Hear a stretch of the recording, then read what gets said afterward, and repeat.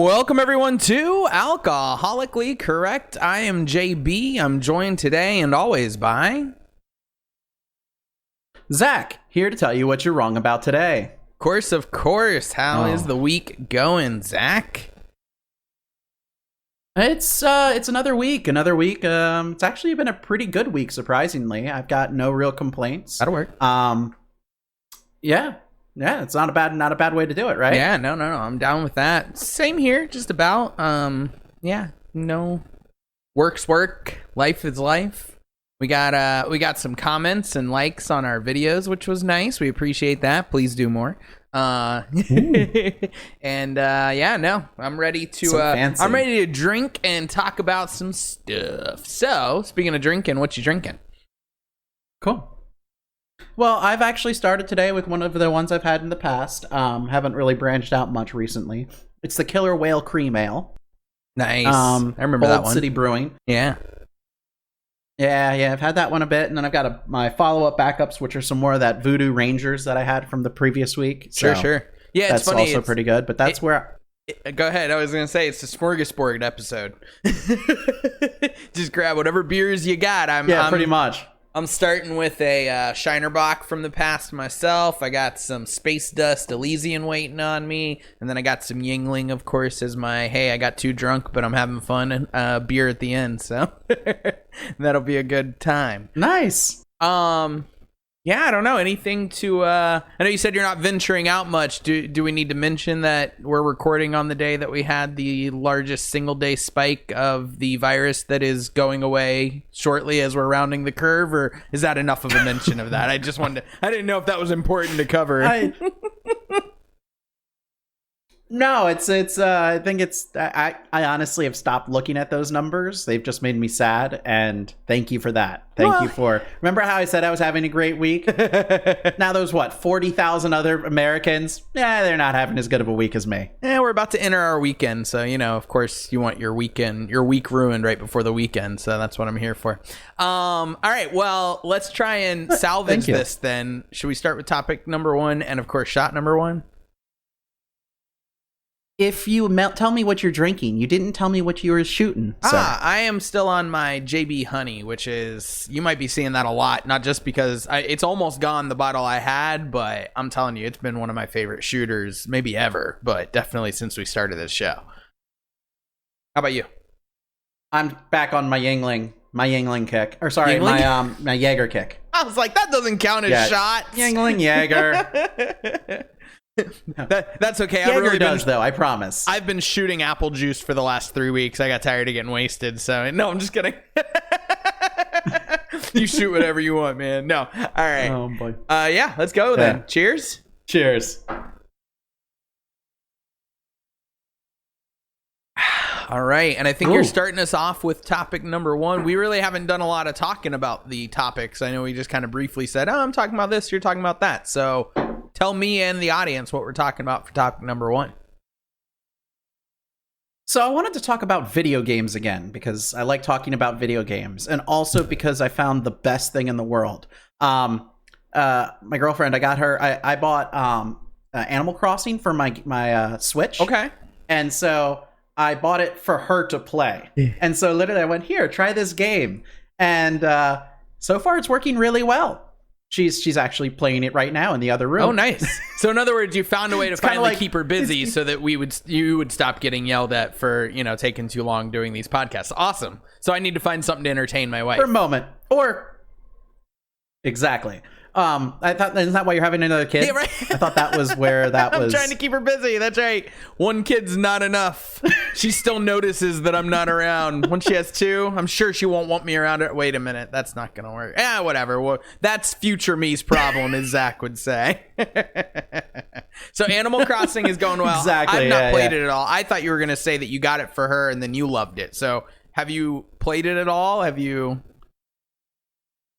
No, a bunch of my friends have played the heck out of it. I've got 2 friends that have over 300 hours in on that game alone. It's basically, it's kind of like The Sims, but more of a social simulator is what they call it. It's basically, you live on an island, you're a cute little critter, and you go talk to people and build a better island. The the reason that I brought up the Animal Crossing is because it kind of relates to this election. I don't know if you knew this, but Joe Biden has an Animal Crossing island. I actually just heard that, but And go it's ahead. not Yeah, like- please. You talk about it first, and then I have a little piece to add at the very end that's not even my own joke, but something funny. So go ahead. Go for it. Yeah. So yeah. No. He has this island. It's like an insanely well put together island. Like it is really really well done, and it's got all sorts of random facts about his campaign and stuff like that. You can literally learn about his almost entire campaign by going to this island. That's actually really cool. It's they spent it's got to been like 600 hours of like work if they did it legit, which I have no reason to doubt that they didn't. So if you're a Trump voter, you would just assume that they didn't do it legit. They're like, no, they paid something for someone. Hunter Biden did it. So no, I actually they got the Russians to hack it. I had just heard in passing, I think it was Stephen Colbert. It was definitely one of the late night shows, and he was talking about how they had built this island on Animal Crossing, which my only exposure to Animal Crossing was a lot of my former some current coworkers again, but during our long furlough, some of our coworkers, a lot of them were playing it all the time. And so I knew it was a very like socialized type game and all that, but it never had. I do have a kid, so she's too young for it and I'm too busy. But he goes, oh, this is going to go great. We've never seen pandering to a younger audience by getting involved with a popular game go wrong. And then you just show Hillary where she goes, I don't know who invented Pokemon Go, but I'm trying to get someone to invent Pokemon Go to the polls. And as he admitted, that was painful. Ooh. Really painful. Yeah. No. What's crazy is this is actually just really freaking cool. That's awesome. Like, and it's like normally you'd expect something like it to be just like all sorts of in your face, and it's really not. It's just a really well done island. That's cool. So like, it's like a legit it's buddy impressive. you'd have. That buddy just happens to be running for president. Sort of, yeah. It was just really impressive. But that wasn't the only foray into the video game space that we've had this voting season. Okay.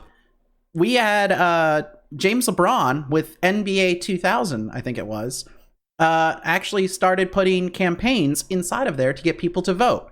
Now, this one was not partisan. This was just to vote. But it was literally just vote billboards that they put throughout in there. So they had a bunch of billboards for voting throughout the entire thing. And yeah, it was actually pretty cool. That is cool. Well, so a couple they things did I that. got to point out. You definitely just called LeBron James LeBron, which was awesome. Oops. You missed the comma where you saw it in your notes. My bad. And you had written it. No, it's okay. But also, LeBron James has been awesome this whole election cycle at finding ways. That was one of the big things when the NBA temporarily re-shut down, not because of COVID, but because they were protesting everything going on. And they made it to where the NBA worked with the cities of all NBA teams to get as many, if not all of them, to turn the arenas into polling places because they were trying to have inner city polling places. And they thought, giant arenas are the place to be. Somebody that I know, because the lines here for early voting have been crazy, somebody I know posted that the Amway was the best experience. They said you park across the street for free, you get in and out in like 15 minutes. It was awesome. So LeBron's been on it. Or James LeBron has been on it. James LeBron. No, sorry. I don't know how I even messed that one up. Yeah, LeBron James. He's been really cool throughout this season. You're right. And so they did the whole voting thing inside of that. And then there was something else that happened recently. I don't know if you heard about this, but AOC and Ilhan Omar, they just went on and they actually did a stream on twitch.tv. I don't know if you've heard of this, but it's a little bit. Go ahead. You know anything about this? What I know was that on the same day, I'm not into video game streams, but I know how popular they are. Some really famous video game streamer came back for the first time in a long time, and like Elon and AOC doubled his viewership, which was really kind of cool. Not even as a a political who they are, but just the fact that people were more interested in seeing Congress people doing this and hearing them talking and playing and being than, somebody that's just famous for being a video game player. Right. Yeah. So so the whole point there was just to get people to vote. Now it was, of course, Democrat leaning, but it was still about going out and voting no matter who you are, just go vote. So they actually got 450,000 streamers watching it live. Oh, maybe even more than double then. It was the fifth. Yeah, it was the fifth largest stream in Twitch's history. Smokes.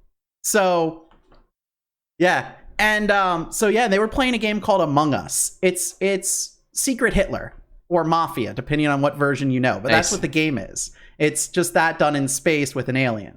So they were all talking. There were multiple streamers that popped in. But Ilan, she has her own homemade computer. She built it herself. Yeah. Yeah, not only did she build it herself, I've got a ridiculously overpowered computer. That's right? That's responsible for all the editing and all the of this podcast. So I do know firsthand how impressive your computer is. Her computer is about equal specs to mine, which says a lot. Like, I've overdecked mine. She has better storage than me, though. Don't you have it? So I have tell the people. Yeah, I've got three 6 terabyte hard drives in RAID 1 or RAID 0. So basically, it's a really, really big amount of space, but it's all regular hard drives. She has 6 terabytes of just SSD, not even like hard drive like platters that I have, but SSD. It is fast and crazy. But like, it is a legitimate gaming PC that would make most people jealous. Like, I was just really impressed when I saw the specs because she posted them because she built it herself. Congress takes vacations like once a month, so you got a lot of free time on your hands. You got to find something to do to fill it. So, oh man, she's like, Among Us, I'm an expert. But hey, oh brother. Yeah. Well, I mean, hey, you know what? At least she knows that the internet isn't just pipes. You know what I was reading today? Something where somebody goes, I remember when the internet was sent to my house on a CD. And it's like, how old are you? And it's like, no, that really is how it was. I remember AOL CDs. Something like that. It was pretty close to that, right? You were still getting the internet from somewhere else, but you had to have these CDs and stuff to be able to access, what were they, operating systems, I guess? No? No, none of that is correct. AOL was your dial-up provider. So basically, you used your computer and you connected over your telephone line using AOL's. You dialed into AOL's. Basically, it'd be like dialing AOL's phone number. Okay. So and AOL, they ate the costs of the phone call. Okay. That was where it was. Yeah. That was the dial-up portion, and then you got the benefits of their mail and their instant messenger program. But, oh man, those were the days. I remember when AOL came on discs, not just CDs. I don't remember the discs. I'll be honest with you. That's crazy. The little were they the mini floppies or the actual floppies? Mini floppies. No, they were the mini floppies. They were the ones that most people know when they think of floppy. The ones that aren't actually exactly. floppy. The non-floppy floppy.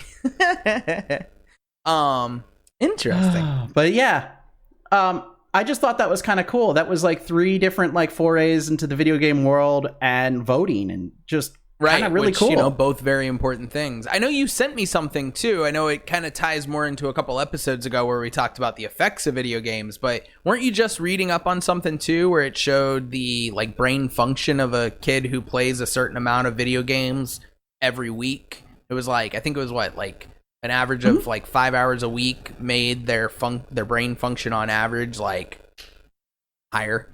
I don't know what the percentage was, but yeah. We could tell you didn't play video games growing up.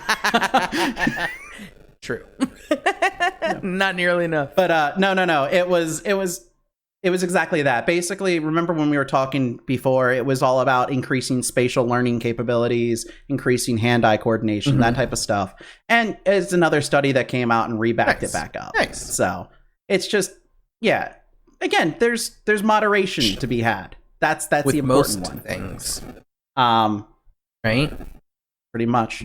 But maybe not shots. Shot number 2. How about you ready to move on to our next? I'm shot excited for number 2. topic number 2 because you're going to teach us, and that's always a lot of people's favorite part of the show. Absolutely. Salute. Cheers.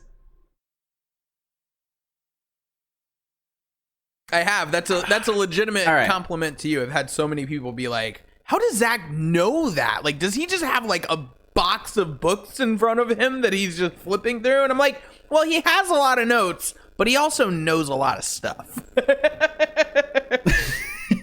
So, look, I drink and I know things. And sometimes I do both at the same time. Not often, but sometimes. So, speaking of which, what do you know while we drink? So, one of our friends, we were just basically trying to come up with a topic because we had no idea what we were going to talk about, and it may have been or may not have been last minute. And they went, well, hey, why don't you tell me about the debates? Because we were watching a presidential debate when it occurred. And I went, all right, seems like an easy topic. Seems like not much there's going to be involved. I made mistakes, sir. This was a mistake. Oh, there is so much to unpack. You're like, I welcome here. you to the first of the 15-part series, A Debate History in America. No. Could you? Yeah. You're not shooting that down quickly enough. We're not really doing a 15-part series on this. Okay. No, it's 12. Good. It's a 12-part series. I just wanted to make sure it was reasonable. Awesome. So as you remember from, or maybe not, you didn't really necessarily get to watch much of it, but in the presidential debate that we just had, there was a lot of talk of Abraham Lincoln and all the good that he did for how Trump was just as good as him at helping black people. He said he's the best. I think that's maybe with the exception of Lincoln. So he acknowledged Lincoln might be a little bit better, just, a little better for, I mean, yeah, okay, look. He freed him from slavery, right? He did that. But Trump insulted the inner cities, and I actually don't know what he did for them. I'm sorry. Anyways, go ahead. No. So Abraham Lincoln. All right. So the only reason that that's actually important is just because I thought it was kind of interesting. He was really one of the first people to do a presidential debate. Frederick. I mean, somebody, right? Douglas. Oh, so close. Douglas. I drink and I sort of know things, as our audience has probably picked up by now. So, half a name, that's pretty good for me. Hey, I was impressed with that one. So basically what happened is in 1858, they had their first version of a public debate. Now, this was during their senatorial race for the senatorial seat. So this was 2 years before the presidential one. But basically what was happening was Douglas was on tour and was going places. And then Lincoln was coming in behind and speaking. And basically Douglas was like, you're just following me around. Let's just go ahead and have a conversation here. And so they each took turns taking the stage. And they would do it in the same spot. And it would be like 3-hour debates for each of them. Each one would do 3 hours of talking. Which, can you imagine? But then again, it's the 1850s. They had literally nothing else to do. So 6 hours of debates, people were like, thank God. It is true. Exactly. But no, so they would end up, so they were doing that. I think they had about 7 of them in total. Wow. Something like that. Yeah. I mean, Lincoln lost. So that didn't really help him too much. He lost the Senate race? The senatorial seat. I'm pretty sure he did. Yeah. Douglas won the senatorial seat. I did not know that. I would have totally assumed he won and then became president a couple years. Like he ran for president a couple years later. No, 2 years.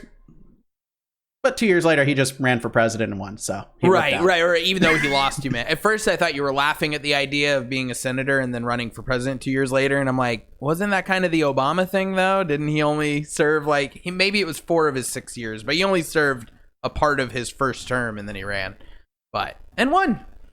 Yeah, much like Lincoln, and won. Anyways, but okay, so he lost the Senate seat. He won the presidency 2 years later. So the debates didn't do well, which is funny because I almost made a joke about Frederick Douglass when he was the one to suggest it and be like, well, how'd that work out for him? Apparently pretty well. So the joke would not have worked. Yeah.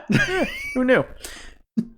Yeah. So he didn't actually have any debates while he was running for president. Also strange. So that's clear.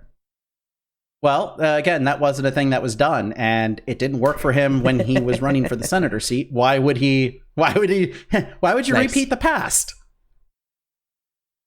So when was the so we're gonna go quick. When do you think the next major debate was? This one was on radio. On radio. So this was a radio debate. I'm gonna go. Yeah. Say for. Give me a decade. Yeah, for the radio, I'll say the 19.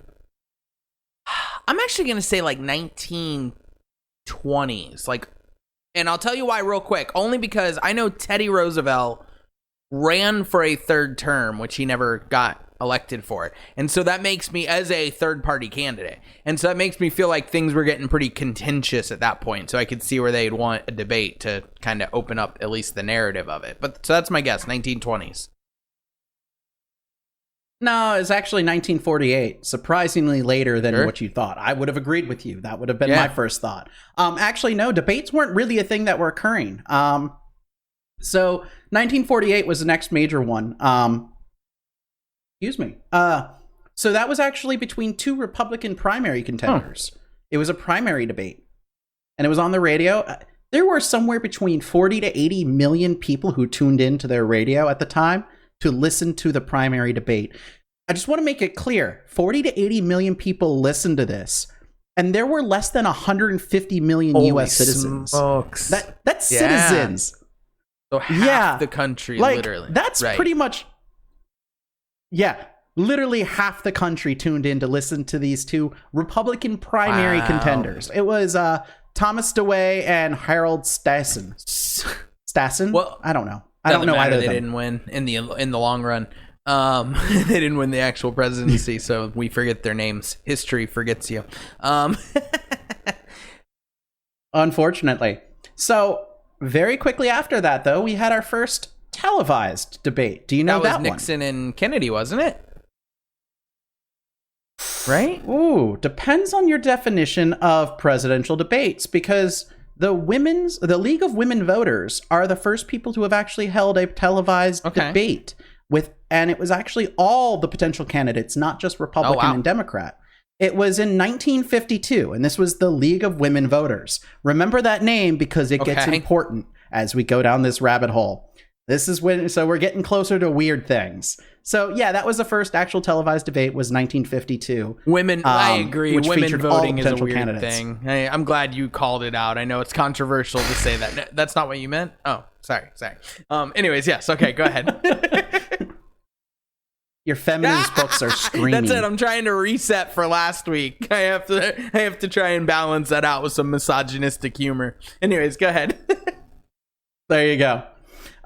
So that was kind of just interesting fact. But then, so then really what you're talking about, the Nixon Kennedy debates, that was really what set off the whole idea. To me, I really thought it was the first televised debate. And I thought, because I remember just reading and hearing about how like a lot of people try and say that like Nixon lost because of it, because Kennedy just looked so cool and presidential and calm, and he was like sweating. That was the famous thing about Nixon, is that he literally sweat on camera. Can you imagine, like, we elected Donald Trump and he's, it's him or Biden at this point, and let's look at Biden too, like in a vacuum, not a great candidate. Back then they didn't want to vote for a guy because he sweat on TV. Like, what? Insane. Anyways, but that's not the first one. So League of Women Voters.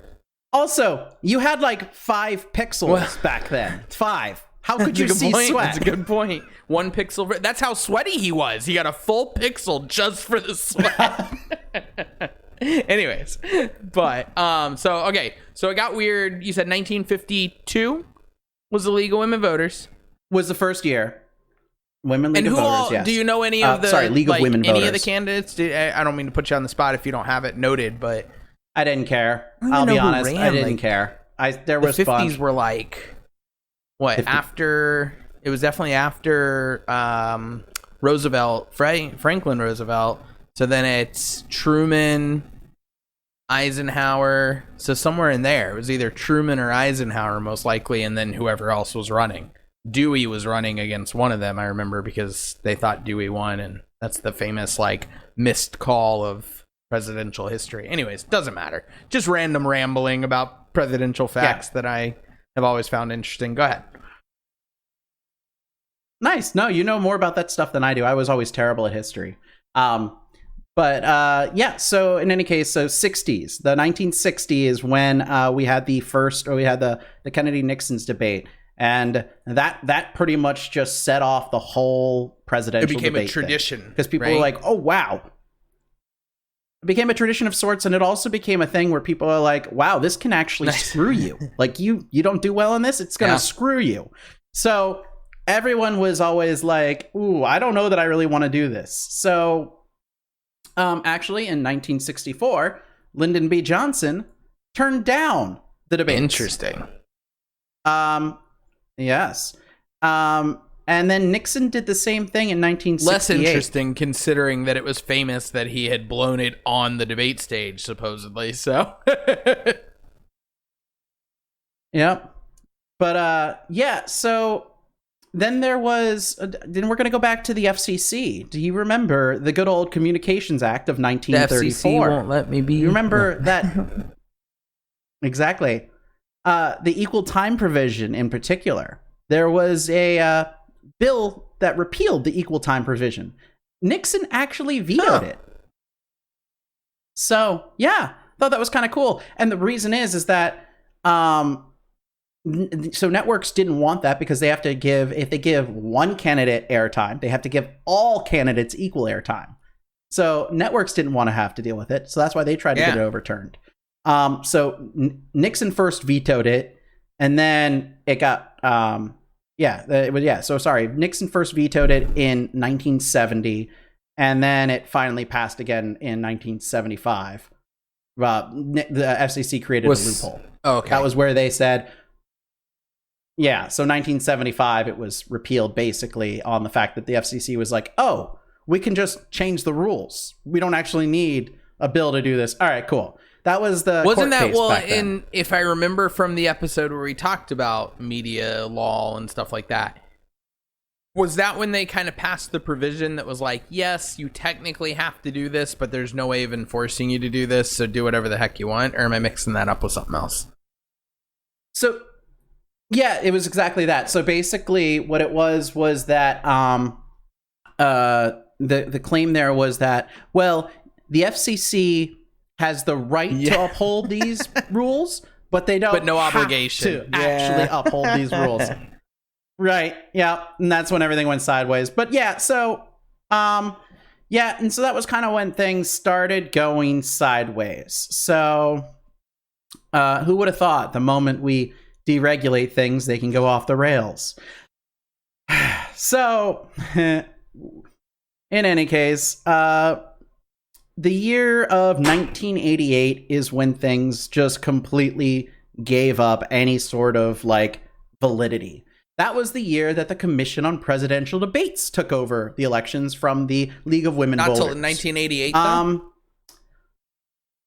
1988, but we that's did correct. We had other debates before that, right? Reagan was famous for his debates, and for some of his lines. We had a ton of debates before the League then. of Women Voters. They were the League of Women Voters, which is a nonpartisan organization that was like, their key point was that equal time is afforded to all candidates. They also handled the entire debate format, the questions, everything about the debate, they handled themselves.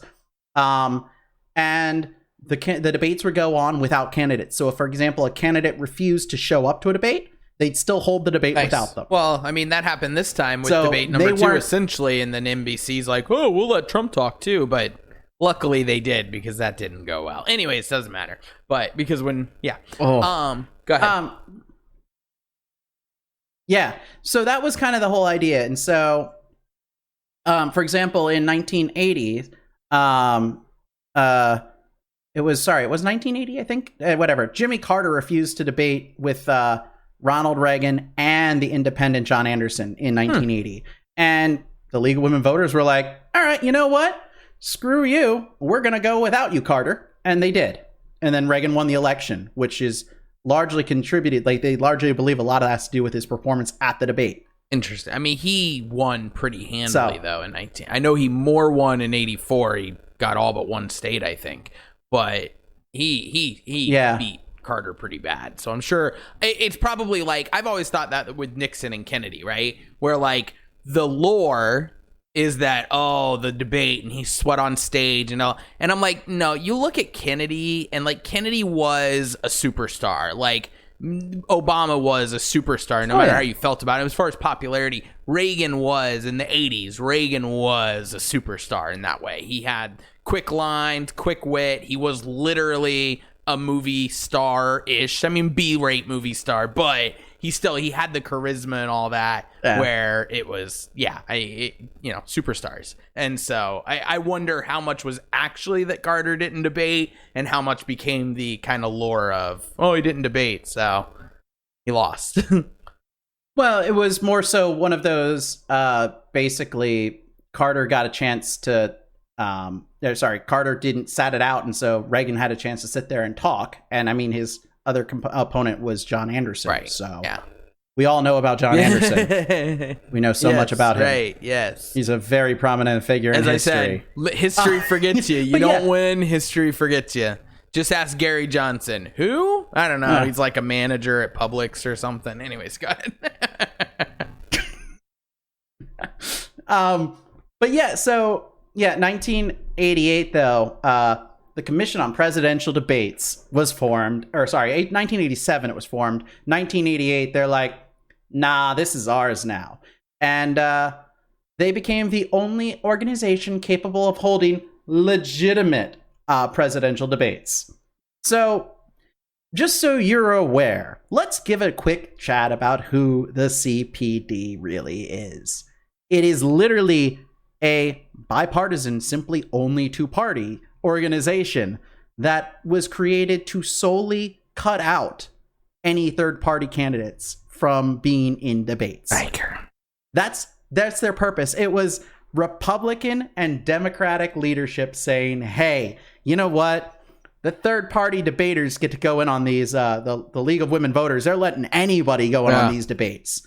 We don't like this, so we're going to come up with a series of rules. Now, technically, a third-party candidate can be invited to a debate. Made it. I know for a fact Ralph Nader was in one in the 2000. I think 2000 he was in it. Go ahead. If what? He was in one for sure, and so was Perot. Perot made it into a debate. Perot did not, actually, if I remember correctly. I'm pretty sure Perot had to sue.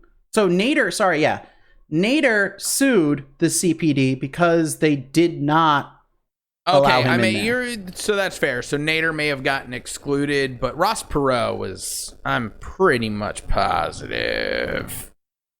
Perot had less than 9% at one point. I think he ended at 19% of the vote on election one of the day. Things that's, we'll have to do I'll do a side topic on Perot just because I would like to learn more as well. Because, I was a kid and I kind of cared, but I wasn't like super.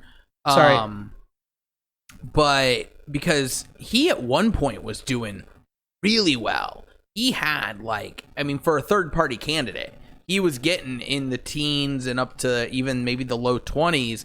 And then he randomly suspended his campaign. And then he randomly brought it back. And so people just didn't take him seriously anymore, and it killed it. But anyways, just side note. Right. So yes, it was in 2000 the CPD established the rule that a candidate to be included in a debate, the candidate needed to have at least 15% support across 5 national polls. That's what it was. And you know what? So that makes sense. So what it was, you're right, is that Nader, in a lot of people's eyes, Nader should have been in the debates, and maybe he didn't get the chance to. I know him suing actually sounds familiar, and it was shady because they had just passed the law or the rule or whatever, that it wasn't a law but a rule that basically excluded him specifically. They were like, oh, screw this guy. But pretty much. Yep. But of course, I believe he actually tried to sue under the Equal Time Act, which is like, yeah, but that got thrown out years ago, dude. We stopped regulations. Why would you think that would work now? Right. So But yeah, no, the CPD has come in and we're like, oh no, this is how it is. We are now doing this. Yeah, so 1992. So Ross CPD Perot had stands 7%. for. Sorry. Okay, that's not a valid. I can't use those words. The Commission on Presidential Debates. I want to know what words you couldn't use. Children, cover your ears. Those words. I like how we pretend like there's children listening as if anyone's listening, but that's okay. We can keep pretending. But no, Exactly. yeah, it did. Just think about real. Actually, I can think of 3 really bad and yet one grouping of words that CPD could stand for. So fair enough. I think the audience can imagine for you. Okay, so Ross Perot, 9%. I cut you off. Go ahead. It was 7% in the polls right before the presidential debates in 1992. On election day, he ended up with about 19% of the vote, which was a crazy jump. That's a lot. And then in 1990, yeah, it is. And then in 1996, this is where things got weird again. So our buddies, both of our buddies, Bill Clinton and Bob Dole, were like, hey, I got a plan. Hey, CPD. You like us, right? We don't like Ross Perot. So, how's about we don't invite him? And CPD's like, sure. So in 1996, when Perot ran, again, he was not invited to the debates. And Perot again tried to sue. He tried to sue. And guess what? It didn't work because he tried to sue under the Equal Time Act because that's all you can sue for. And FCC is like, we don't bother me. We don't care about that. No, right. Remember, we had the right to enforce this, and we've chosen not to. The right, but no obligation. It's like you have the right to be a part of this debate, but no invitation.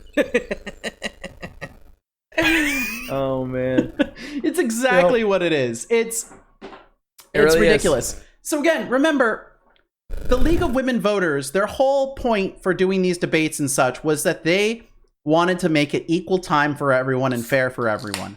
And it was taken over from them because of the fact that they wanted that. So the League of Women Voters, the great people that their entire organization was created the day that women were granted the right to vote. That was when they were created. They've been around since.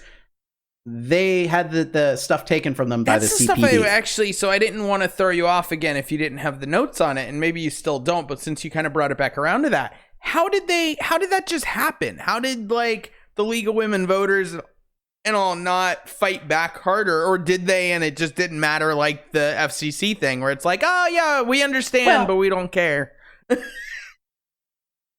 Well, let me just put the question in this way. How long did women fight for their right to vote? Oh, I mean, a long time. I don't know. When did they get approved to vote? Right.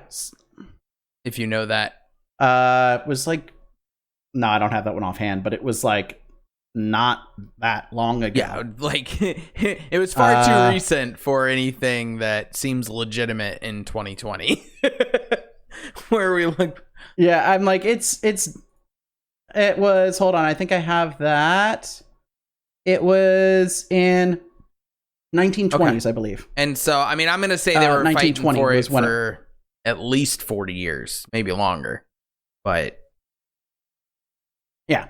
But, so how are they going to have it taken away from them? Oh, the two major parties in power said, we're not going to do debates anymore. We're now doing debates.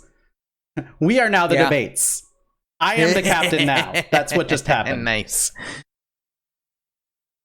Which is so screwed up. So basically, so yeah, they were like, after studying the election process, and this fun one, 1985, the Bipartisan National Commission on Elections recommended turning over the sponsorship of presidential debates to the two major parties. The National Commission on Elections did this. The bipartisan. Notice the key word. Bipartisan. Right. Yeah, by two. Right? And then by two? Am I not? Yeah. No, it's the two parties. So the two-party commission on how elections should work, said that we're now being too fair to everyone else. So we're taking away everyone else's right to compete. And we're going down to just two. The two major parties should be the one to be able to choose this. And so part of the problem and the reason why that the candidates were so upset and were afraid to work in these, to go on these debates was that they were off the cuff. The candidates would not be informed beforehand of the questions that were being asked. They would not be informed of the topics beforehand. I mean, the topics is one thing, although I don't mind that either, because it would be really interesting to see, hey, who are you really and what do you really know about stuff? Because just like you and I, right? Even when we study this stuff, just like you and I, there's gaps, there's things we don't know, but that's human. Like, show that human, don't show that pretend like, oh, I know everything about everything, because it comes off as so fake. So I like the idea, but especially they should have no idea on the questions. They should not be fed them first like Hillary was in 2016 in the Democratic debates. But anyways, that's 4 years ago, but it did happen. I remember that was part of the BS that was running against Bernie. Absolutely did. Yep. And so, yeah. It happened multiple times in actual national debates too. I was reading up another one. It wasn't just the Democratic one, which just made everything worse. I don't have that note handy, but that's not the first time, and it wasn't the last time that happened. But yeah, so the League of Women Voters, the one thing that they always made sure was that every debate is off the cuff. It is just whatever happens.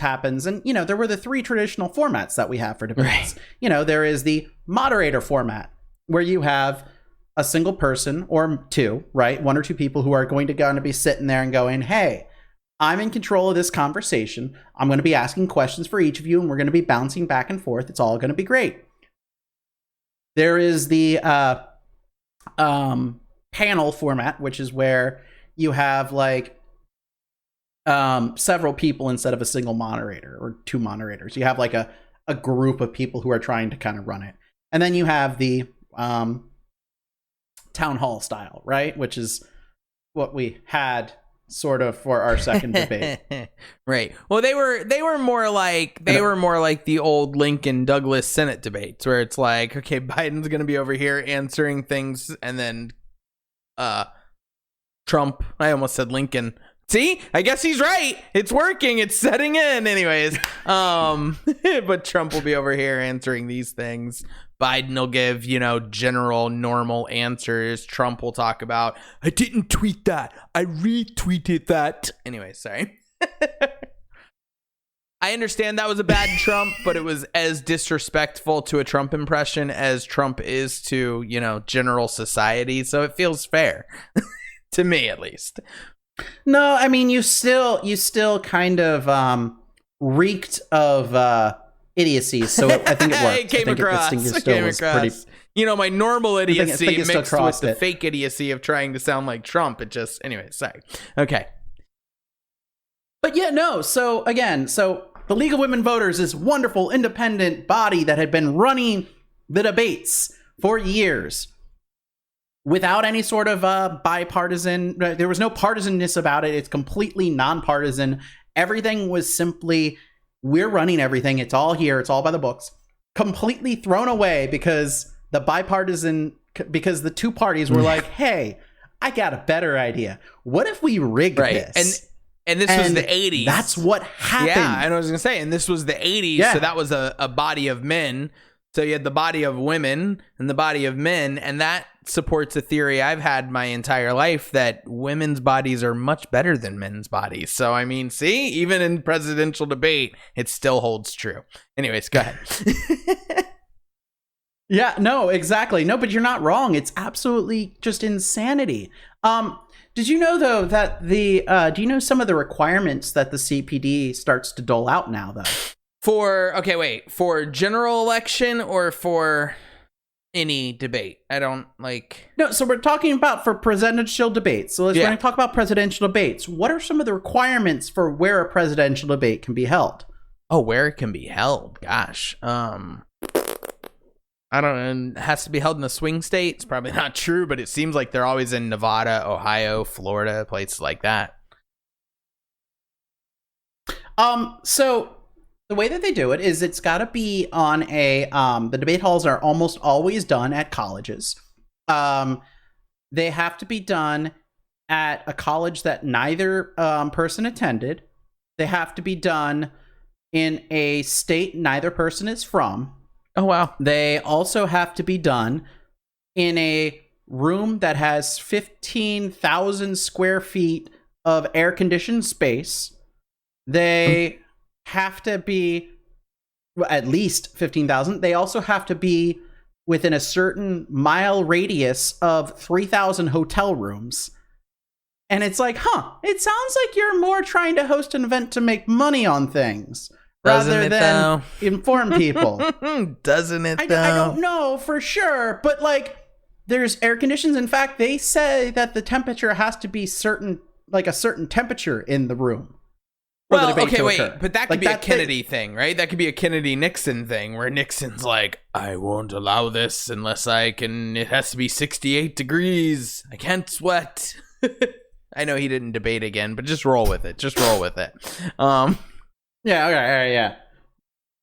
But yeah, but I get what you're saying. The hotel, God. Hotel situation, how big the space is. Because if you have a thing of at least 15,000 square feet, you know what that guarantees? You have a certain size auditorium as well. I mean, just about, right? Like anywhere you're gonna hold it in a college, pretty much. Yeah, you're gonna have stands because you're trying to get fans into the seats and all that stuff. Yeah, crazy.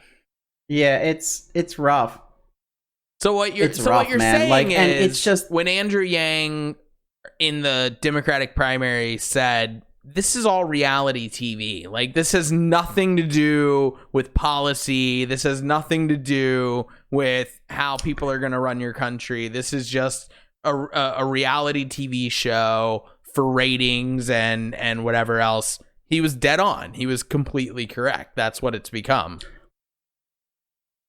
Well, CPD does not run the primary debates, I don't believe. Unless I'm off there. I don't believe CPD runs the primary debates. Fair enough. Do they? I mean, but even if not, that was a question. I don't know if you can. I understand it's the same thing. Yeah, that's. Let me see if I've got that right here. The primaries are going to be run the same way the others are, especially if the others are making money, because as a strictly capitalist society, that is the number one goal of anything that we seem to do by any large scale measure is, does it make us any money? So yeah, exactly. That's the big question. Does it make us any money? But yeah, so the Women League of Voters, these guys are actually really freaking cool. We need to do an episode on just this group. Yeah, of course, yeah. They haven't gone anywhere. Would it be disrespectful if we made it a side topic another week, or? Just kidding. Honestly, I don't know that there's enough time. So I actually use the League of Women Voters every time I go to vote. I always look up their opinion on the votes because they always produce one. They are they're a nonpartisan group. Right. That now they have progressive leanings, but that kind of makes sense because progressives allowed women to vote. So, I mean, yeah, I could kind of see where they might be coming from. Sure. But yeah, so it was kind of cool. Like, it was one of those, like, this group is phenomenal and they're so much cooler than I actually thought that they were. Yeah. I didn't know much about them. I will say, because like you said, like, the reason I know random facts about presidential history is that's just one of those things my whole life that always intrigued me. So I am the nerd that will literally go and spend like 30, 45 minutes. I won't watch the whole thing, but I'll be on YouTube and I'll randomly come across like a Reagan-Mondale debate or whatever. I always mix up Mondale and Dukakis, but I think Mondale ran against Reagan and then Dukakis was against Bush. But either way, like, I'll watch old debates for like 30, 45 minutes. And if you watch the older ones, you get where they go, the League of Women Voters presents the presidential debate. And notice how much better they were back then. Fair. I mean, I always just assumed it was because how much I like Reagan and he was a part of some of those. But anyway, that's just me. But yeah. No, oh boy. That is interesting. So what you're saying is... I think that about covers... The debates are fixed, like the election is fixed. just like, yeah. Which, in a way, will bleed into my third topic just a tiny little bit. It has nothing to do with what the third topic is, but it has to do with the fact that my third topic is total BS, and then I'm just going to have a public service announcement. Speaking of which, are you wrapping up this topic, it sounded like? Oh, Hold on. one more piece. Go ahead. No, please. Yeah, just about one more 30-second piece. Just like, if you don't have any sort, like, if you have even just a shadow of a doubt, just start looking at what's been said about the CPD, even in terms of taxes. There are about I think there were like 6 donors that contributed almost all of the funds to the CPD. And I think like those 6 donors also had their names blacked out on their tax paperwork that was filed. Wow. So it's just, there's a lot of shady things with the CPD. So, but like, the fact that it was taken over by them and truly turned into a partisan pile of shit, just... Well, to be honest with you, I've never thought about this. So I think this is my biggest takeaway from the whole thing. And it was totally random. It was something you emphasized, but not as like a huge point, I don't feel like. Bipartisan sounds great, but it's still 2. I mean, you did emphasize that. We went over like, what's bi? It's 2, yeah. But it's 2. The goal should be non-partisan. And I think, like, okay, if anyone listening to this, anyone following the election, like, I do not know many people that are pumped about their person except for the cultists of the Trump camp. And I don't believe that's all Trump voters. I really don't. I know plenty that you talk to them one-on-one and they're like, no, I hate that he does this. Yeah, he lies all the time. Yeah, but I believe in his policies, which, whatever. I'm just like, you know what I mean? But I believe that a lot of the people who will vote for him, they are voting for him because he's on Team R. And that's all that matters. And if Team R represented anybody, that is their team. And I wish that the majority of us could see past that to saying, wait, Team R versus Team D, if all they're doing is getting elected to offices and just getting paid off taxpayer dollars until they retire and die, then they're probably not working to our best benefit, no matter which team they're on, and we need to broaden our horizons. But anyways, that's my little rant. Yeah. So nonpartisan's the also, goal. Bipartisan's okay, nonpartisan's the goal. What were you saying? Also what? Correct. Can we just have the League of Women Voters do the thing again? Because, please. I'll quote Yang one more time. I don't think he'll come up in my third topic, where he talked about that too, where he said, you know, if you get a group of men together and you let them stay together with just men for too long, they kind of become dumb. Like, that's all it is. Like, they do dumb stuff. No, it's true, though. I mean, it's yeah, you need multiple I was thinking voices about and multiple. What does this podcast mean? Yeah. What are you saying about our podcast? I'm saying we need a guest, and that guest should probably be female if we can find an interesting female guest that wants to drink and talk about random stuff and pretend they know things. Anyways, speaking of pretending we know things, this last topic, I won't pretend to know anything. I'm done pretending. I'm just gonna tell you. All right. Should we cheers on shot number 3? Cheers. I know you got to pour your Jaeger bomb. Yes, sir. Cheers. Okay. So like I say, I'm actually just going to use this third topic to talk about another interesting news story situation. It ties into a previous episode. I'm sorry I never found you the URL. I'm actually proud of myself that I don't know the URL this many months later, but I don't know who the OnlyFans teacher is still. I assume that she has a nice OnlyFans career going since she got fired for being a teacher, but weeks and weeks and weeks ago. You did not contribute to it. Well, actually, hold on. Let's be real. You completely do contribute to this on a weekly basis in order to get your pictures. You're just not willing to share. I see how this is. Exactly. Wouldn't you give me your login? I can't even get your login? Come on. I mean, I'll do it under the alcoholically correct login in the future so that you can just, we can share it together. Anyways, okay. So here's the thing. I promise you that this has nothing to do with OnlyFans except for maybe a friendly suggestion to the person who is the main topic of this. Are you an Adam Sandler fan? I don't mind him. Yeah, I wouldn't call myself a fan, but I don't hate him. Do you have a favorite Adam Sandler movie? If I had to ask you what your favorite off the top of your head is. Definitely not. I can't actually give you that one. No, wow. I don't have any. No, Adam Sandler movies don't jump out to me as something that I would ever define a favorite. In fairness, anyone listening to this on a regular basis is not surprised by it. I mean, it just doesn't, it's not they totally expect me to be asking about it. They totally expect you to be like, he's fine. Yeah, pretty much. So to that point, he has a new movie on Netflix called Hubie Halloween, which is actually pretty funny, especially if you are an Adam Sandler fan. It's very Adam Sandler, like classic Adam Sandler. If I had to pick a movie, since I out asked, of curiosity, go ahead. Just real quick, has Adam Sandler ever done a movie where he doesn't play Adam Sandler? Punch Drunk Love. Punch Drunk Love was pretty not him. I'd say, and actually one of my two favorites. So for me, it's kind of a tie.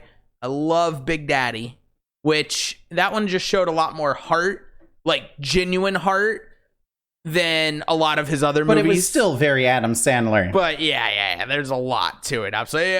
My favorite from it is him and Rob Schneider, where he's trying to teach the kid how to spell, and Rob Schneider is also trying to learn how to spell, and the kid's doing way better than him. And at one point, Rob Schneider's character is like, hip hop anonymous for hippopotamus. But anyways, so he came out with a new movie, Hubie Halloween.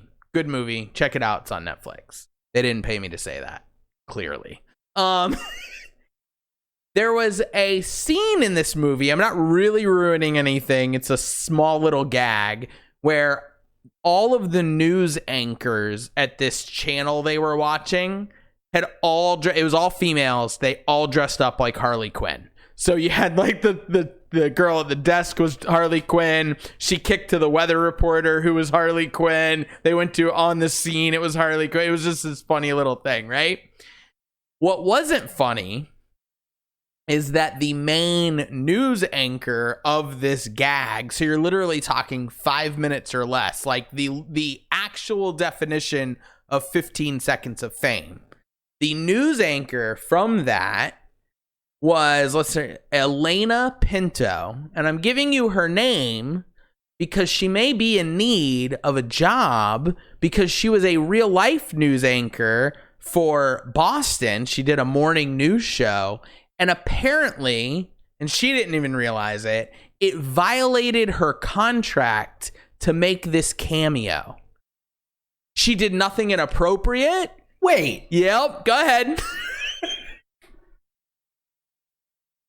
Okay, so non-contract, like that has to be illegal, because hold on. So when you sign a non-compete agreement, your non-compete agreement is supposed to be within your field, yep, within your state, yep, and or country, like within a designated region, within a designated field, with a designated, you have to be a certain level of importance to be able to have a non-compete even be legally allowed.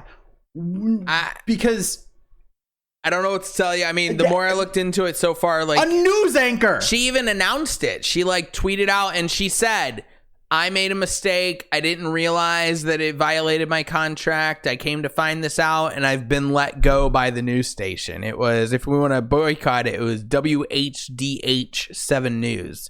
But she literally got fired.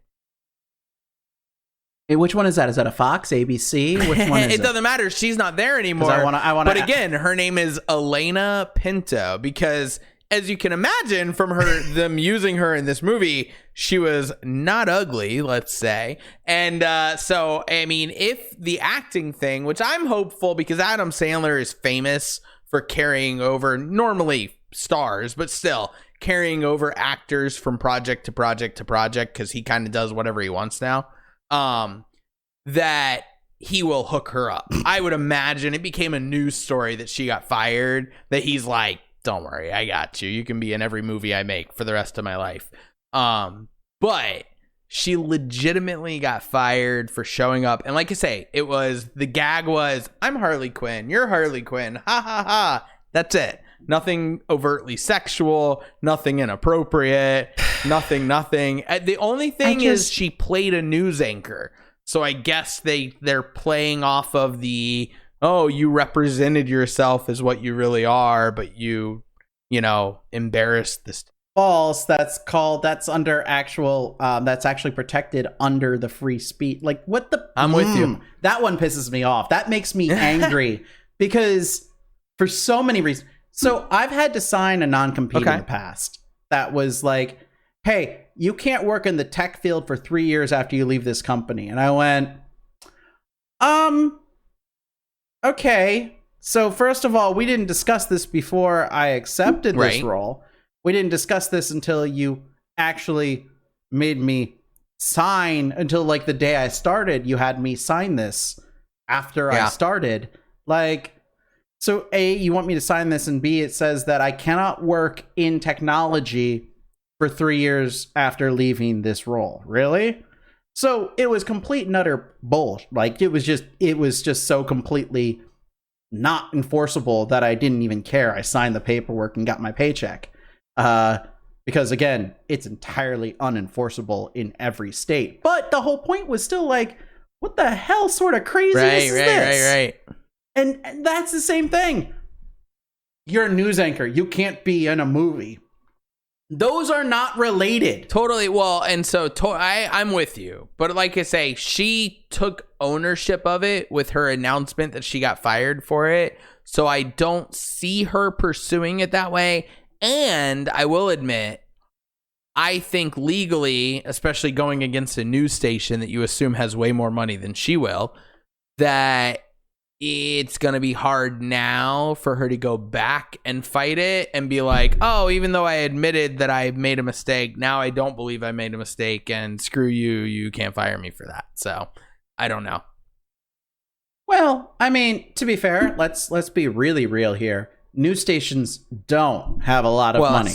That might be fair. That's why they take... Yeah. I'm like, you see what news stations run? They run whatever they can because they don't have a lot of money. Fair. No, that's fun. No. So anyway, so that was the craziness there. Like I say, hopefully Adam's going to hook her up and just put her in more movies. She seemed to be fine in that, 5-second moment that she was, what do you call it? And so hopefully she'll be, if not, again, if she wants to become an OnlyFans creator, I'm pretty sure she'll make plenty of money. So she has backup options of different things. Or to your point, maybe she'll watch this show and this episode and she'll go, hey, I could sue. There you go. I don't know that. Go ahead. Yeah. No, we're good. We're good. I don't need to continue down that line of thought. Basically, curse coming. Basically, ain't that some shit is what you're saying. Ain't that some shit. Anyways, what I wanted to do, since I did not have a big topic, I just wanted to share that story and my hope for, her future. This episode will be dropping on November 3rd, on Election Day. Only if you're listening to the podcast, which comes out before the YouTube video. So this is why the podcast is better than the YouTube video. That's fair. Well, so here's what we'll do. For our podcast listeners, I hope you registered. It's too late for us to tell you to go register. But if you registered, go vote. And actually, I want to talk real quick on the third party thing, because we kind of played on that during the whole main topic. 2016, as you may or may not know from previous episodes, I voted for Gary Johnson. And one of the main reasons I voted for Gary Johnson was that I could not bring myself to support Hillary. I believed that she was corrupt. And I could not bring myself to vote for Donald Trump because of all the reasons that I obviously do not like Donald Trump as a candidate, president, anything to this day. And my hope was, as a Republican whatever, like defender at the time, that he was going to be an amazing president, and then for re-election I'd be right behind him. Obviously I'm not there. Not where I'm at. But the point being this, go vote. even if you're going to vote third party, even if you're going to abstain from the presidential vote, although can I tell you, whoever's listening to this thinking, I don't believe in Biden and I don't like Trump and I'm just going to sit it out. Don't go sit it out. First of all, the what are they called? The down ballot votes, as far as your senators and all that, they matter. Look into it. Figure out who you can support of the two. They easily can matter more than the main presidential vote. Fair. So, well, I was actually vote. I don't want to go on a tangent that makes us go long here. I like the idea that we're going to be an hour-ish episode, but I was having this debate with a Trump voter who was telling me what I was saying earlier, where he's like, oh, I don't like that he did this. I don't like that he says that. He's shooting himself in the foot. I don't like this, but I believe in his policies, whatever. But the down ballot voting is more important because the actual most important job of a president, in my view, my opinion, is that bully pulpit, right? They have the loudest voice in America. They can get press coverage at the drop of a dime. They can literally get, network television to pull their stuff if they make a big enough announcement. So that's why, again, don't go vote for Trump if you're asking me. But because if that's the most important job, that is the biggest flaw of his presidency, is him talking to the American people and to the world. But anyways, again, do whatever you believe is right. But if you don't believe in either candidate, go vote third party to try and break this up. If you sit there and go, oh, I'm not going to vote because I don't like either candidate, they both suck, well, screw you. The only way we're ever going to get people to believe in a third party candidate is to start voting for third party candidates. And that was the big thing for me in 2016. I wasn't going to be the guy that pretended the reason that I was so lazy I didn't go vote was because I didn't believe in either candidate. No, I looked into the down ballot voting and I made my choices there. I made my amendment choices, which is also a huge part of your vote. So go do that. Yes. And then I said, no, I'm voting for Johnson because even though, no, he won't win, because everyone that I talk to that says they hate Hillary and Trump won't vote for him because they go, oh, well, he has no chance. Yeah, because everyone says he has no chance. But anyways, it will at least add a tick into that third party column that says, hey, more and more people are getting tired of this bipartisanship and they want non-partisanship in this country. Would you agree? As much as I'd love to agree with you, and I do somewhat, I agree. Look, Principle. My heart agrees with you. Yep. But my head prevails. And the real question is where is my vote going to count to promote my particular viewpoints better? Is it with a third party? Is it with Trump, or is it with Biden in this particular case? Which, so to be fair, my me, three choices are Joe Jorgensen. Go ahead. I was going to say, well, I don't know her well enough just because it's important enough for me to get the guy behind the bully pulpit now out from behind the bully pulpit. I think it's dangerous for America. Correct. I think it's dangerous for our standing in the world. But, and I don't hate or distrust Biden the way that I did and do. I don't hate Hillary. I don't hate people, but I distrusted her. I totally believe that she would be open to the highest bidder as president. You don't hate Trump? I really don't hate Trump. I don't. I think he's super Wow. I think he's super insecure. I think he is. I think he has a lot of terrible things about him. I think he's narcissistic to a truly I think he's the kind of person that a mental health expert would love to study. I think he's the kind of person that they would just want to get inside as much as possible and see what's really working in his brain, because it just doesn't add up to any general society type of person, right? And so because of that, I just sympathize with people. I do. You sit down. How many people have you sat down with and had a conversation and walked away and gone, wow, that person is truly evil? I'm not saying it's nobody, but it's very few people, even people you don't like. If you talk to them one-on-one, you don't walk away thinking they're evil. You might think they're a moron. You might think they're misguided. You might think they're, whatever, insecure and all these things, but you don't think they're evil. And I don't think the majority of people, even maybe Trump, is evil. I think he just doesn't care. And I think his not caring about anything except himself allows evil things to happen. But that's, I digress. You think far better of people than I do. We'll just put it that way. Again, anyone who happens to listen, first of all, to this whole episode, but of course to this show on any kind of regular basis, would not be surprised to find that out. That's just where we're at. But yeah, cool. I think we've touched on all the topics. So yeah, if you are listening to the podcast and you happen to be listening right as it comes out, which it will on November the 3rd, stop listening to the podcast, even though you've already listened to all of it. Stop anyways and go vote. I don't care which way you're going to vote. I really don't. Right. I really don't. Vote. Make sure all of the votes that you have are counted. That's it. But even more important than that, like and subscribe. Agreed. Little, what do you call it, for society, although we'll see what election day looks like. Do you know we're over 30 million votes already just in early voting? I just want to point out that this is being recorded on 10/23. That's October 23rd. So we are still a week and a half out, which, yes, it tells you how long it takes us to go ahead and get our crap together to post one of these episodes. If a Trump voter listened to this point, I'm going to give you the option now to go ahead and just, sign off, because I'm going to make a anti-Trump joke. Sorry, not vote joke, but an anti-Trump joke that somebody posted that I found hilarious. So basically, there's a lot of long lines at early voting polls.